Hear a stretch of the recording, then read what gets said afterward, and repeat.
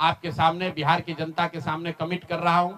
आने वाले 5 साल तक मैंने ये भी संकल्प लिया है, जो कुछ भी मैं कमाऊंगा अगले 5 साल में, उसका 90%, कम से कम 90% जन स्वराज के इस अभियान के लिए डोनेट कर रहे हैं।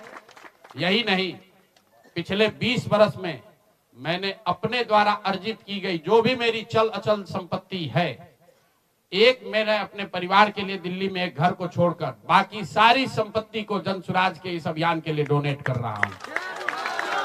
कोई भी, चाहे पैसे की वजह से बिहार की गरीब जनता का जो ये आशा है, ये रुकने नहीं दूंगा। चाहे इसके लिए जो कुछ भी करना पड़े, पैसे की वजह से ये अभियान रुकने वाला नहीं है। मैं फिर से दोहरा देता हूं, अगले 5 साल तक जो कुछ भी मेरी आमदनी होगी, उसका कम से कम 90% मैं जन स्वराज के इस अभियान को चलाने के लिए दान करूंगा। और दूसरा, पिछले 20 वर्ष में जो कुछ भी मैंने कमाया है, मेरी जो चल अचल संपत्ति है, उसमें अपने परिवार के लिए घर को छोड़कर बाकी सब कुछ जरूरत के मुताबिक जन स्वराज को डोनेट कर दिया जाएगा।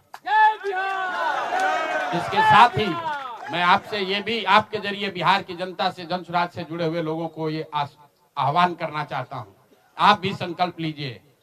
हम अपना 90% दे रहे हैं, आपसे 10% भी नहीं मांग रहे, लेकिन आज से जन स्वराज से जुड़ा हुआ हर व्यक्ति, बिहार को, इस मिट्टी से प्रेम करने वाला हर व्यक्ति, आप चाहे किसी दल के हो, किसी विचार के हो, कोई भी काम करते हो, एक मदद कीजिए अपने राज्य के बेहतरी के लिए, सुधार के लिए, व्यवस्था परिवर्तन के इस अभियान के लिए। कम से कम 1000 रुपया जरूर आप डोनेट कीजिए। 1000 रुपया जन स्वराज को जरूर दीजिए। अगर आप बहुत गरीब हैं, आपके पास 1000 रुपया नहीं है, तो समाज से चंदा करके दीजिए। लेकिन अगर आप जन स्वराज में जुड़े हैं, जन स्वराज के इस प्रयास की सराहना करते हैं, तो सिर्फ YouTube पर कमेंट करने से नहीं होगा, सिर्फ धक्का करके मेरे से मिलने से नहीं होगा कि भैया हम हमारे साथ, आपके साथ हैं। अब 1000 रुपया का कंट्रीब्यूशन आपको करना है। मेरा विश्वास है कि बिहार के 13 करोड़ जनता में से अगर 1 करोड़ लोगों ने भी 1-1000 रुपया का योगदान कर दिया, तो अगले 5 साल तक इस अभियान को कोई रोक नहीं पाएगा। इसलिए ये जरूरी है। और साथ ही अब आगे से मेरे से मिलने वाले लोग, मैं अब उस किसी व्यक्ति से नहीं मिलूंगा जो जन स्वराज के इस अभियान में कम से कम 1000 रुपया का जिसने योगदान न किया हो। उस किसी व्यक्ति से बात विचार नहीं करूंगा जो जन स्वराज के इस अभियान में टेंजेबल तौर पर कंधा न लगाए। क्योंकि जैसा मैंने कहा है, सलाह का समय खत्म हुआ। 3.5 साल हम लोगों ने सलाह दिया है।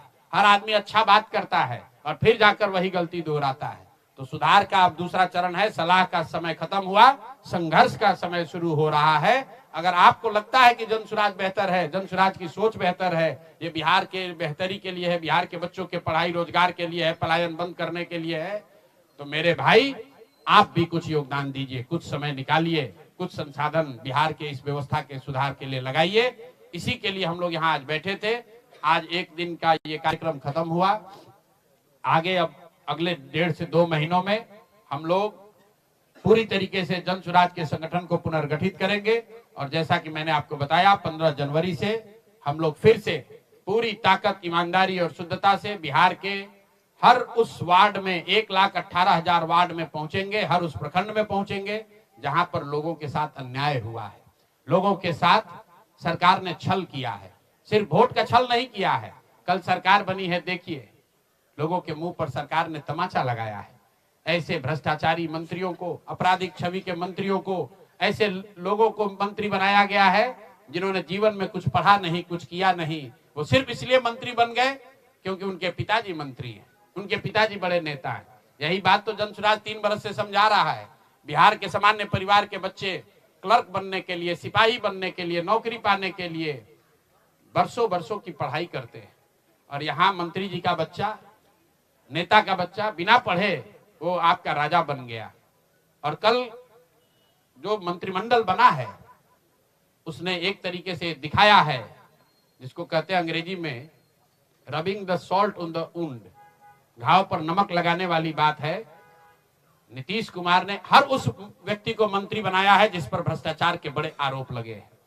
हर उस व्यक्ति को मंत्री बनाया गया है जिसकी छवि आपराधिक है। तो नीतीश कुमार, अमित शाह और नरेंद्र मोदी जी ये दिखाना चाहते हैं कि बिहार की जनता तुमसे वोट खरीद लिया, अब हम वो करेंगे जो हमारी मर्जी है। तुम्हारी भावनाओं का, तुम्हारे कष्ट का, तुम्हारे तुम्हारी चिंताओं की चिंता करना हमारा काम नहीं है।